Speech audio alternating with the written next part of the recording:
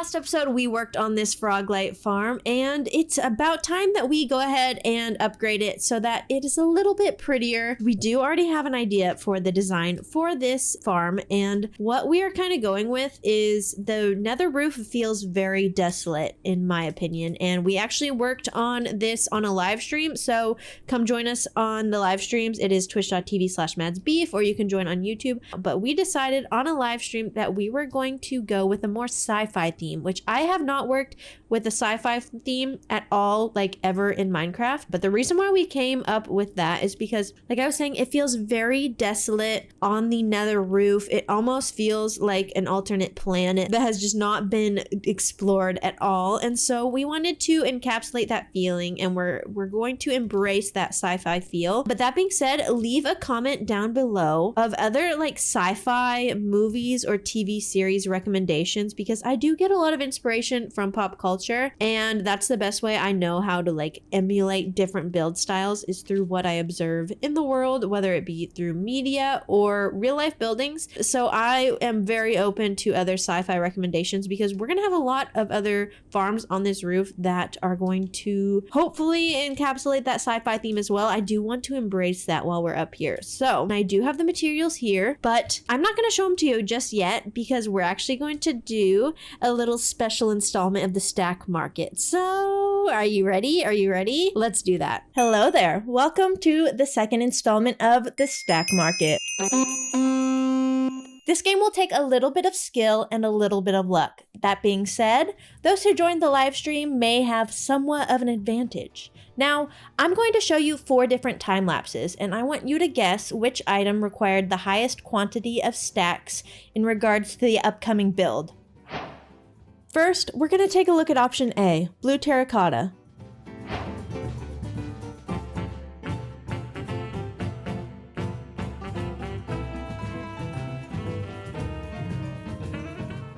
Next, let's take a look at option B, skulk blocks.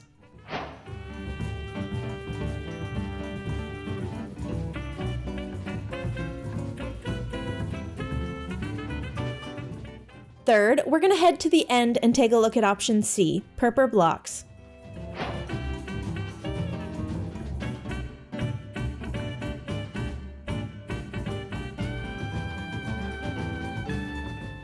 And last, and potentially the least, we have option D, dark prismarine slabs.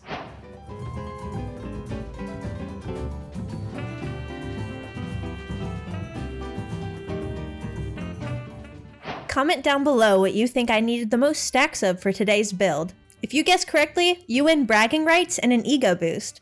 A quiz is available on my channel where you can lock in your guess and find out the correct answer. Thanks for playing the stack market. We'll see you next time. Now that we have all the materials we need, it's time to start transforming this Froglight farm.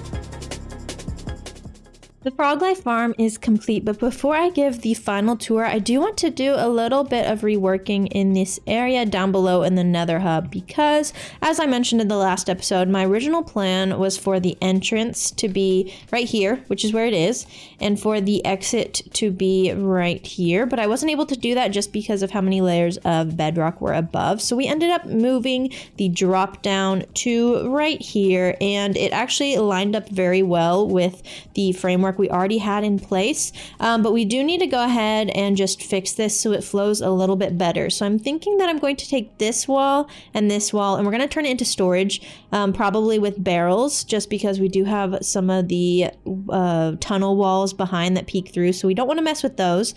And then I think I'm going to rework this staircase so that instead of going down, we're going to stay on this level here and kind of enter right here, and then have the up on this side and then the down on this side, and then we'll fix all this up so it's a lot prettier and most importantly spawn proof. We do not want them spawning in here anymore. I do still have some occasionally spawn over here, but we added a ton of buttons and pressure plates all around. We've got a lot of skulk veins, and for the most part they don't spawn too often in this area. I do have a couple of spawnable blocks right here on the staircase just so that we're able to use slabs to go up and down, but I can handle the occasional magma cube. I really just don't like when they spawn near my portal, because then we have problems like we did in the last episode, which if you didn't watch that episode, you should go and check it out. I had a lot of fun recording it and it was really goofy, but be sure to check it out if you want to support. I would really appreciate it. Anyways, let's get into working on rearranging this area. So let's start out with this wall, because I am going to have to rework that up shoot on this side, but I don't have too much to do on this side. So we're going to take these out, and I'm definitely going to have to bring in a lot of scaffolding to get up here. The one thing that I don't love about the soul sand floor is it just completely distorts your FOV every time you step on it, so everything just seems extremely tall, but it's a compromise that I'm willing to make in order to have the soul speed. It's definitely nice having it. So I'm going to start at the top here. This actually might be a little tricky since we don't have blocks behind it to kind of like place the barrel against, but I'm going to do my best to make it work without causing too many problems. I think I can get it at the angle just right. We do have that problem too, where we accidentally open the barrels every time, but I think if I'm careful, I can do this. Yep, kind of up and down the scaffolding. I'm going to go ahead and get this barrel wall into place. I'm not going to make you guys watch me struggle to put them all in, and then we'll get moving on with the next section.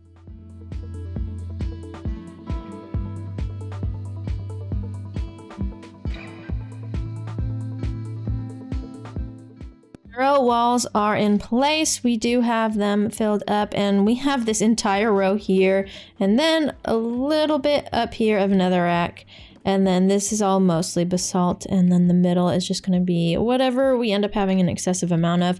These are not filled with anything other than I put a lot of the shulkers that were sitting out here in this barrel. These are all the shulkers I've been using as we expand the tunnels in the Nether Highway.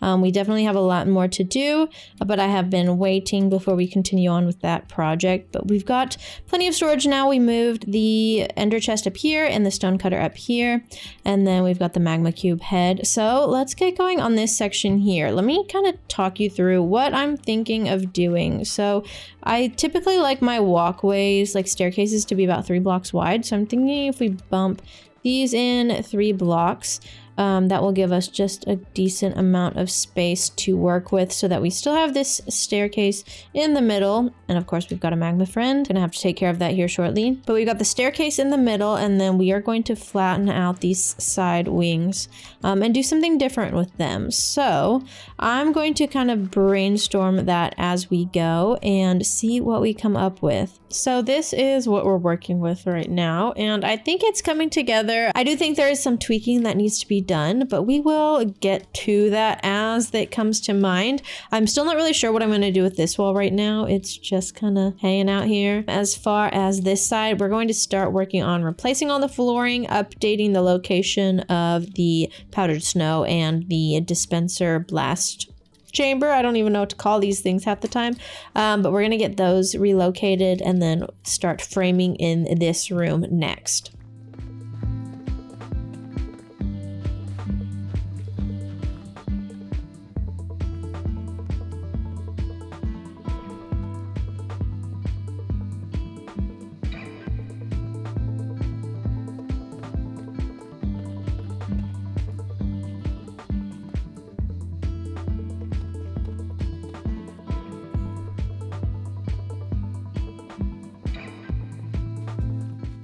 we're making some progress. I still am working on like tweaking what we can. I added this leaf wall with the pale oak leaves, which actually really like. I knew they looked good with tough, but I hadn't seen it side by side.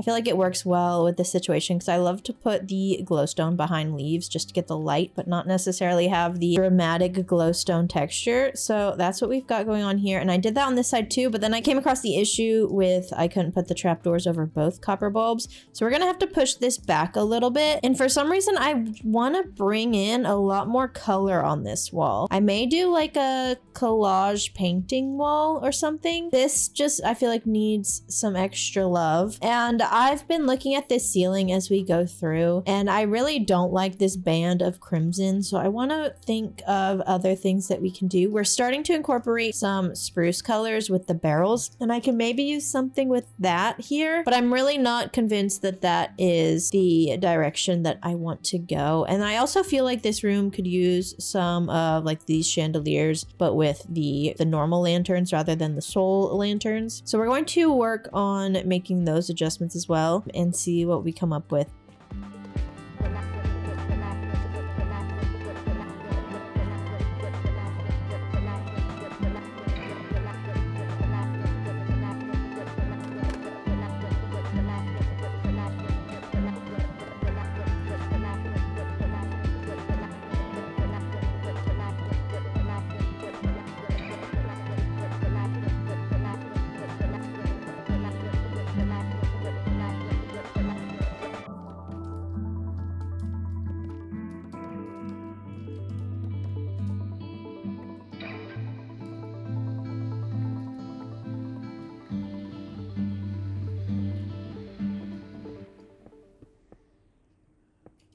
So I finished working on this a little bit ago, therefore I've been able to make use of it quite a bit, and I'm really happy with how it has turned out. It's been very functional to have this upper, almost elevator corridor up here, and I did go ahead and use the glazed terracotta to label the up and down, and I thought that was really fun because I never use this, and you very rarely like have a purpose for this glazed terracotta. And then as for down here, we went ahead and just replaced that band of crimson wood with some more chiseled tuff. And it's a little more demure, you may call it. We did change this, so we've got a little bit of a pattern going on in here, and this is something I've been wanting to do for a while, but I just hadn't gotten around to doing it yet. But we went ahead and added like almost a little diamond. It's very inconspicuous, and it goes all the way down both tunnels, and then in here is almost just like a little patchwork design, and it's so minimal, but it just helps break it up the slightest bit so it doesn't feel so repetitive, and I really like how that turned out. And let's go ahead and go up into the actual transformed Froglight farm. Finally getting to show you this. I've been trying to hide it on stream, and I'm excited to actually be able to walk through it and not have to like duck my head. So we are up in the Froglight farm. You enter through here. As you saw in the previous video, we have the scaffolding to keep us from falling down,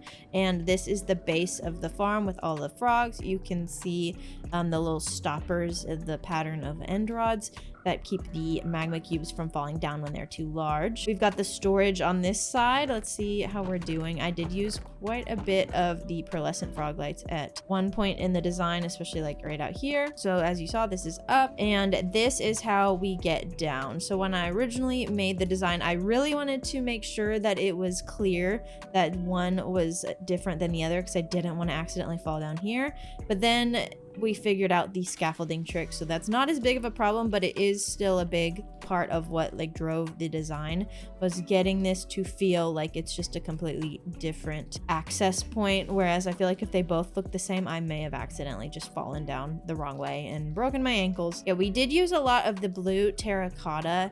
I really like that color and how it pulls into the rest of the palette. There's a lot of sculk blocks. We've got a lot of oxidized copper, and then a lot of quartz. So we've got the quartz pillars with a chiseled quartz block at the base, and then we've got this design in the archways with quartz slabs and stairs all throughout. And then as we walk out here, so this is the part that's really supposed to feel like the spacey designs. The inside's not as spacey.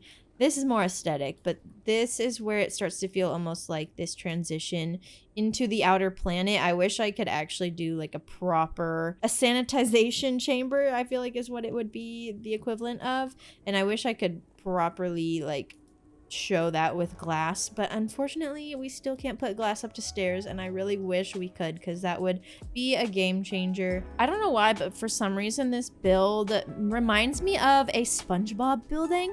Like, I feel like this entrance is giving Sandy's house entrance, her dome, and then something with the crimson trapdoors making these lines reminds me of like the Krusty Krab. I don't even know, but I do get big SpongeBob vibes for some reason, unintentionally, from this build. But this is what we are working with on the outside. There's purely functional aspects of it, like this is just framing the farm itself and then supporting the farm. And then down here we've just tried to block out what we could to make sure that these portions of the interior stay covered. So like these areas specifically where I'm popping out the wall 3 layers, like we've got sculk block, we've got the prismarine stairs, and then we've got purple back here, and then some warped wood.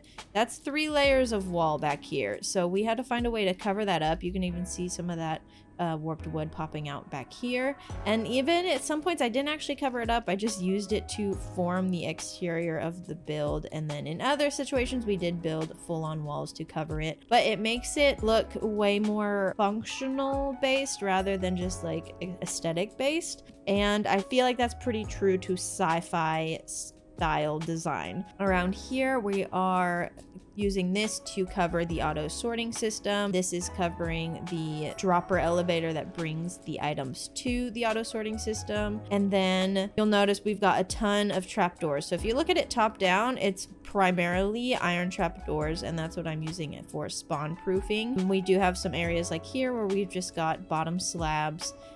We also have some bottom slabs here, but overall it's a very unique design as opposed to like all the other things that I've come up with in the past, and I had a lot of fun making it. It was a challenge. I think I learned a lot from it that's going to apply in future builds, and I'm sure if I did it all over again things would change once more, but for the purpose of trying something new, I am happy with how it turned out. Especially like from a distance, I do feel like it feels as if there's just been this base that landed on top of this desolate planet, and that is the vibe that we were going for. It really does feel so good to finally have this build completed and to be able to share it with you. And if you enjoyed this build, this project, let me know in the comments down below what other types of nether farms you'd like to see me try to transform on the nether roof. I'm really looking forward to trying to continue working in this style as we continue building more farms up here. So that is going to do it for this episode. If you stuck around to the end, thank you so much as always. I really do appreciate you. And I gotta go ahead and remind you, don't forget to lock in your answers for the stack market on my community page on YouTube. And I haven't done this in a while, so I do want to go ahead and mention that if you are interested in joining our Discord server, it is always linked in the description of the videos.